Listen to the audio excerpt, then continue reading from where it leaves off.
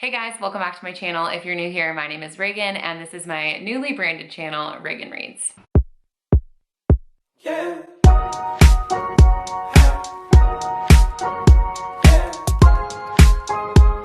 Wow, so it has been a minute. I'm pretty sure it has been like over 3 years, maybe 4, no, close to 4 years since I have made a video on this channel. A lot has changed and I have kind of come to a place where I really miss my YouTube channel. Today's video is basically going to be some of the really influential or favorite books I've read in the last few years since I've been gone, and just giving you like an update on my life and where things are now and where I want them to go moving forward. But yeah, I'm just really happy to be here and filming again. It feels like home to me. So I'm really excited and I think we should just go ahead and jump in.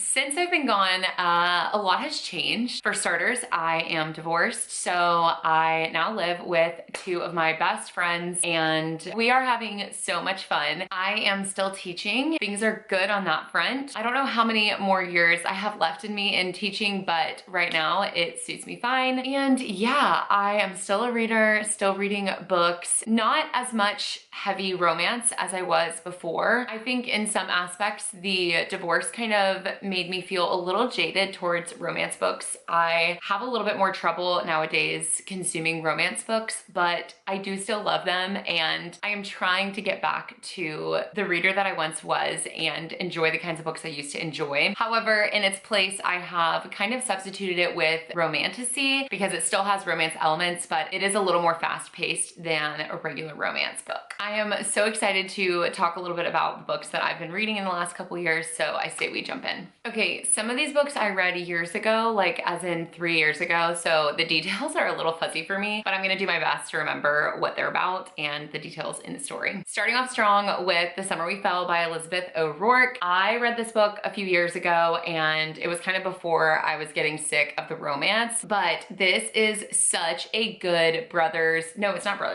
boyfriend's best friend. Second chance, forbidden, super angsty, and it is boyfriend's best friend. I cannot remember the main character's name for the life of me, but essentially she is living with her boyfriend and his family because she has a weird home life or she's poor. I can't remember all the details, but she's living with them and she ends up falling in love with his very best friend and he's kind of like a loser, like her boyfriend. But it's so angsty because they just like can't be together and it's delicious. It's so good. You would love it. Okay, so the next book I'm going to talk about is a part of a series and that is the Throne of Glass series. Please ignore the sticker residue on the cover. I cannot believe I've gone my whole life without reading this. I picked it up a few years ago, maybe 2 years ago, and was reading this like it was going out of style. Like I could not put it down. Unfortunately, I did not listen to the rest of the world who was saying that you should tandem read Tower of Dawn and Empire of Storms. Sorry, I couldn't remember. So I read Empire of Storms and did not read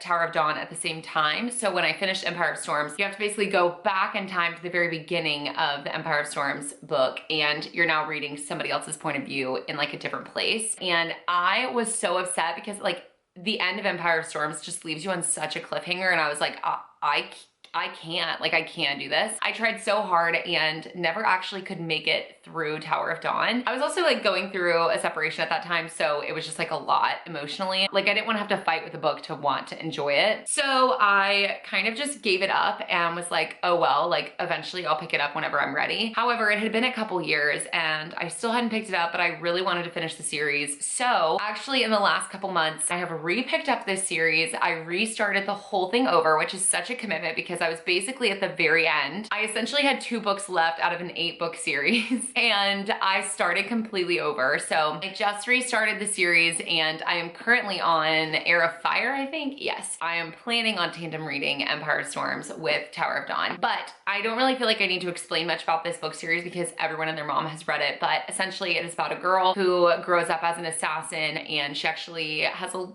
deeper past than that and some things that are tying her to this like ultimate war that is coming because the ruler of their land is like evil and corrupt, and so she kind of fights against all of these oppositions that are facing her, and she builds like a really solid family and group of friends that become her family while she basically fights this evil that is encroaching on her land. It is so, so, so good. It is 8 books, so it is like really intense and character driven, and it's just like so political and war heavy. Like, it's so good. It's so good. I don't need to say that because everybody knows it's so good, but I love this so much. And truly, on some of the worst nights during my separation, this book series is like what was able to take my mind off of like what I was going through. And so I just like have so much love for this series, and I'm so, so excited to actually get to finish it. Okay, so the next book that I read is actually now fully published, and that is Alchemized. At the time, it was called Manacled, which like I guess still exists, maybe? I don't know. I have it on my phone because I was like, this is not going anywhere. I absolutely love this book. I have not reread it as Alchemized, which I really do want to because I've heard it's like very different. A lot of the magic has changed, and like characters and places and names and things like that. The storyline, I guess, is still the same, but this is essentially, or was, a Hermione and Draco fanfic before it became published. So obviously that has now changed. I like can't even begin to describe the plot of this book. All I'm saying is that you need to read it. It's over 1,000 pages. It is one of the biggest, it is the biggest book I've ever read. It is huge. It is so long. I just saw the audiobook on my Hoopla app. The audiobook is 41 hours.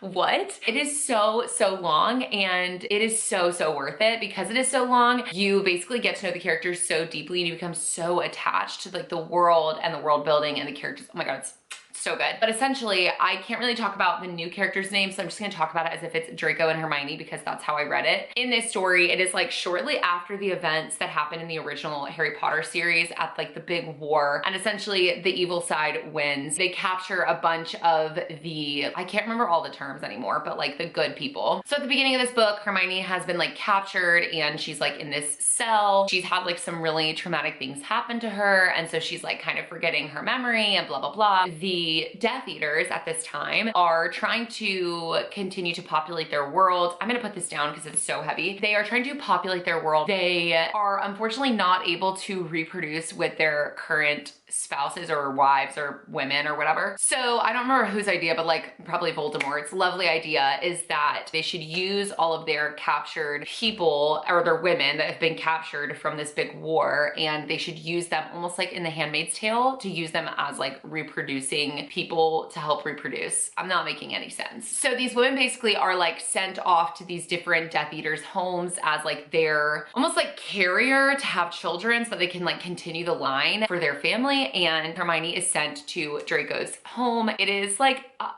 mind-blowing. I can't even begin to describe to you what happens, but it is a romance. It is a love story. So there is a lot of pain and hurt and really hard things to read through in this story, but it is so, so good. And oh, it's just so delicious. It was like such a thrilling read. I'm gonna have to reread it soon, probably after I finish the Throne of Glass series. All of these books that I am like talking about have such a core memory inside of me because I know exactly when and where I was reading these books. So the Alchemized book, or Manacled, is one of the last things I read before I moved out of my house with my husband and ended up moving in with my brother during our separation. And one of the very first books I picked back up for the very first time after I moved in with my brother was probably 3 or 4 months after I moved in with him, and I was just really struggling to read anything. It was so hard to like take my mind off of what was going on. It was like I couldn't read a book because while I was reading, all I could think about, like I couldn't get into the book because my mind was just running with other thoughts about what was going on in my life, and it just made it really difficult to read. But no need to fear because Gianna Darling had just come out with a new book, and that was Caution to the Wind. This is the like, I don't know, 7th or 8th book in her Fallen Men series. I can't believe I almost forgot that. If you've been around for a long time on this channel, you know I'm a Gianna Darling stan, and the Fallen Men series is one of my all-time favorite series. This is a motorcycle club romance series, and it is dark, it's thrilling, it's so good. But this book, oh my gosh, this freaking book. So if you do know anything about me or my channel, you would know that my favorite book in that series was Inked in Lies, which is I think number 5, and it was so good, and I connected to the story in such a meaningful way. However, this book was like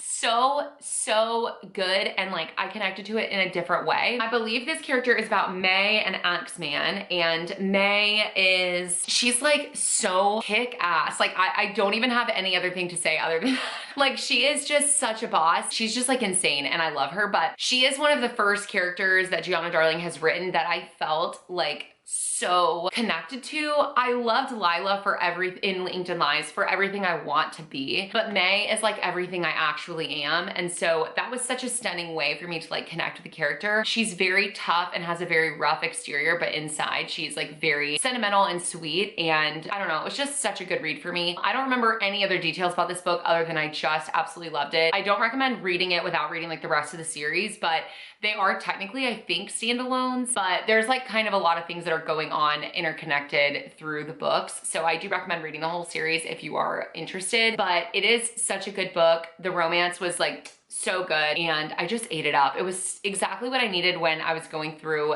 absolute crap. This was so good. Shortly after I finished Caution to the Wind, I wanted to jump back into romance because I had such a good time with that one, but I still just like couldn't do it. I don't really know what was holding me back, but I just could not. And then I stumbled upon this memoir by Maggie Smith called You Can Make This Place Beautiful. This is a memoir that she wrote after her divorce with her husband, and it was everything I've ever needed. I tabbed the heck out of it, if you can see. I am like not a memoir person and I hate nonfiction, but this is one of the best books I've ever read and it will stay with me forever. Maggie Smith essentially is a poet, and so she's also like a general writer, but she writes poetry, and so my little poetry heart just ate it up because the language that she uses in this story is like so beautiful, and she just like tells her story in such a beautiful, meaningful way. And so I just ate this up. I loved it so much. Oh my God, I'm literally reading through this trying to find a quote and I'm just like already about to start crying. Okay, I'm gonna read you this little like piece of one of her. So it's told almost like little, like there's chapter headings and they're very short. Some of them are longer than others and some of them are literally like this short. But this page is called Some People Ask. So it says, so how would you describe your marriage? What happened? Every time someone asks me a question like this, every time someone asks about my marriage or about my divorce experience, I pause for a moment. Inside that imperceptible pause, I'm thinking about the cost of answering fully. I'm weighing it against the cost of silence. And then she goes into this like thought section. I could tell the story about the pine cone, the postcard, the notebook, the face attached to the name I Googled written in the handwriting I'd seen my name in, and the names of our children for years and years. I could tell them how much I've spent on lawyers, or how much I've spent on therapy, or how much I've spent on dental work from grinding my teeth in my sleep, and how many hours I sleep, which is not many, but at least if I'm only sleeping a few hours at night, then I'm only grinding my teeth a few hours at night. I could talk about how a lie is worse than whatever the lie is draped over to conceal. I could talk about what a complete mind F it is to lose the shelter of your marriage, but also how expansive the view is without that shelter, how big the sky is. And then she cuts off her brain thought pattern and she says, sometimes people just grow apart, I say. I smile and take a sip of water. Next question. What? That's so crazy. That's literally so crazy. She's such a good writer. Anyways, I don't really have anything else to say about this book other than it is a beautiful story. And even if you're not going through a divorce or you have like no reason to be reading about that, this is just a beautiful story. I would say the first half of the book is more focused on like what happened to leading her to get a divorce. The last half of the book is like about her children and her life and like how she has become a woman and grown into herself. And like, God, I just like really needed this at the time that I read it. And so it will stay with me forever. Gosh, this video is gonna be so long and I'm so sorry. The next book that I read was Before Us by Julie Ann. This book was so freaking good. It is actually a romance, if you can believe it. Again, I don't remember all of the details of the story, but I know that our main character, she is living out of her car for whatever reason, and she has like medical issues. I don't remember specifically what she is struggling with, but she is deciding to clean houses for a living. It's like the only way she can make money right now. So she's living out of her car and she basically gets hired to come clean this man's house and his wife. And so she's cleaning their house and she kind of becomes good friends with the wife. The wife is actually sick with cancer and she is dying. And while she is like befriending this wife, the husband one day walks by her car while she's literally sleeping in it and is like, what are you doing here? And she's like, oh, I'm living out of my car. So he talks to his wife and essentially they like let her move in and she becomes like a live-in kind of like caretaker even for the wife. And they become very best friends. And then the wife dies and it is really sad, so heart-wrenching. In the midst of all of that, she either doesn't have medical insurance or she ends up losing it. I don't remember the details, but the husband, now I guess ex-husband because his wife is dead, he finds out that she needs this medical insurance and decides to say like, hey, we should just get married so that you can get this coverage. And she's like, no, blah, blah, blah. And anyways, they end up getting married and it's kind of marriage of convenience and they kind of are starting to fall in love with each other, but it's so strange because he was married married and he was so in love with his wife, and she was best friends with the wife and like loved them together. And so it's like such a heartbreaking story, but they basically come together because of the loss that they share about this woman. And it was so stunning and so beautiful and so emotional. Julianne is such a great writer. I have never read anything by her that I didn't enjoy. She is just so, I have no words. I want to read more of her books because she's such a beautiful writer and she writes stories that are just very different. Like I've never read something like the things that she writes. So absolutely loved this book. If you're looking for an angsty emotional romance, you need to pick this up. Okay, I promise we are getting close to the end of this, so I'm gonna try to go faster. The next book I picked up was Midnight Library by Matt Haig. Still at this point in my reading journey, I am still struggling to read a lot of romance. So this was exactly what I needed. It is a literary fiction, magical realism type beat, but it is so good. Essentially, it's about this girl. I believe her name is Nora. Wow, I can't believe I remember that. Nora is living this really mundane life and she hates it and she's become like super depressed. Everything is not going her way. And one night she decides to end her own life. And that's where like the book starts. It doesn't actually start there. We see the book starts with a countdown to the night that she decides to end her life. You're watching all of these events happen to bring her to this point. And then she ends her own life and wakes up in this library and she meets this librarian, and the librarian basically says this is the Midnight Library, where you essentially get to open up these books of your life in like a parallel version of it, and choices that you made, you can like make a different choice and live your life,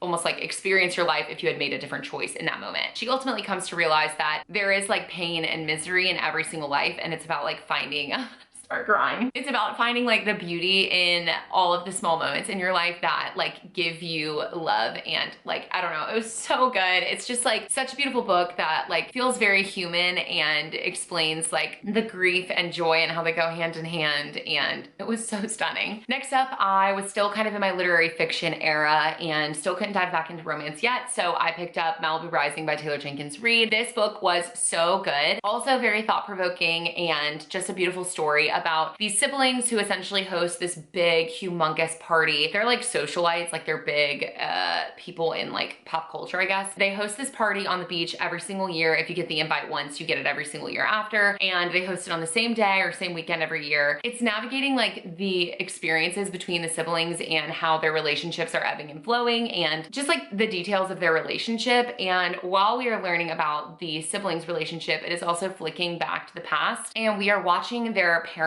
fall in love and ultimately start raising this family, because the father of these children is like a massive, I can't remember if he's a musician or like actor, but like I can't remember. Either way, he's like extremely famous. And so we're like learning their story through the past and understanding the parents and how that is like reflected in the children. It was just such a beautiful story about family and love and loss and like pain and grief and all of those things together. It was really beautiful, so stunning, absolutely loved it. All right, so the next two books that I'm gonna talk about actually came out very close to each other, if I recall. It was this past summer when Shield of Sparrows and Silver Elite came out, and the whole world was like talking about them. So first I read Silver Elite. I was asking around on TikTok essentially to find out what I should read first, and I'm so glad I read it in this order. These books are not written by the same person, have nothing to do with each other, but they came out like right around the same time and everyone was reading them at the same time. So I started with Silver Elite by Dani Francis. This book was so fun. It was kind of compared, I don't remember a single thing about it, which is unfortunate because it was like over the summer. It wasn't that far ago. People have compared this to like Hunger Games and Divergent maybe. It's like very dystopian, but it's romance and adult, which is like really fun because you don't see a lot of that, but it was so good and I ate it up. Some people in this world are modified or have like modifications, so they like have certain powers or abilities, and if you do have certain powers or abilities, you are like going to be killed off because they don't like for people to have that. So in this story, our main character Ren has like the ability to read people's minds, I believe. I can't remember exactly what it is. She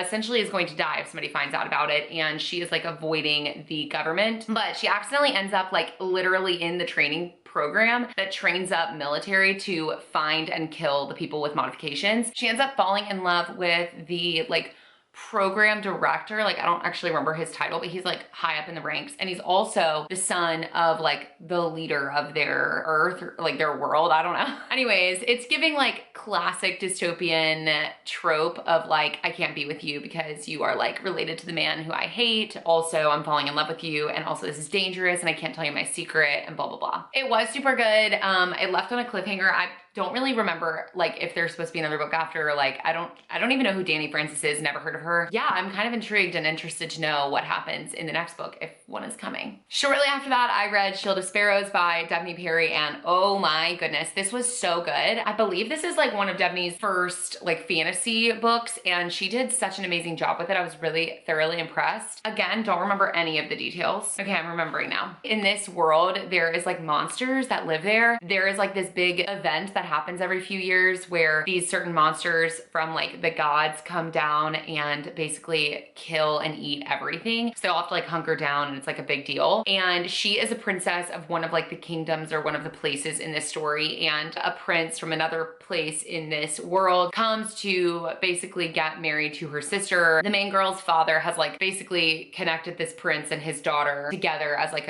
in a marriage pact. So whenever he comes to basically meet the daughter, he ends up actually choosing our main character, who is the daughter's sister. She ends up getting chosen as his wife instead of her sister, and she's like, what the heck? So she ends up basically marrying him, signing her name away because she has no choice, and she ends up going back with him to like his area of the land or kingdom or whatever. And while she goes with him, they see a bunch of monsters, and it's crazy and it's scary, and yeah, they fall in love.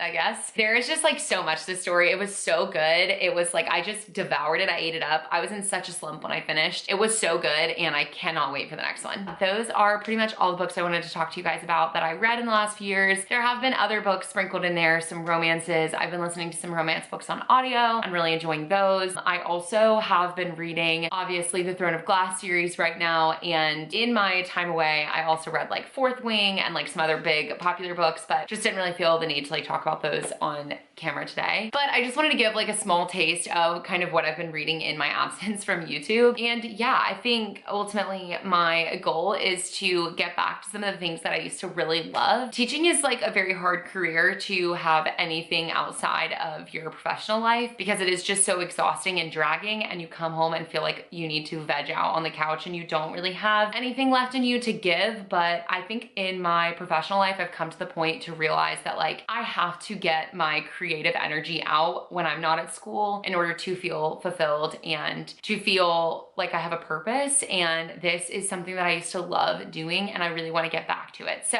my goal is to maybe do like a video a week. I want to do some reading vlogs again. I want to do like my normal wrap-ups and maybe some monthly TBRs. If you've been around a long time, you know I'm such a mood reader, so TBRs are like really hard for me, but I just like miss making content and editing it and communicating with you guys and just chatting with you all about the books you're loving and I'm loving. And so I just like wanted to get back to some of that. If you are interested in sticking around or you enjoyed this video, please make sure to give it a thumbs up and subscribe to my channel down below. I also have linked in the description box all of the information you need if you're interested in following me on other social media. I am mostly active on my Reagan Reads Instagram account that I have also kind of rebooted in the last couple weeks. And yeah, I'm just really happy to be back, and I've really missed you guys a lot. So thank you for watching if you have made it this far. I love you so much, and I will see you guys in my next video. Bye. She's a Mona Lisa. Everyone's lining up to see her. There must be something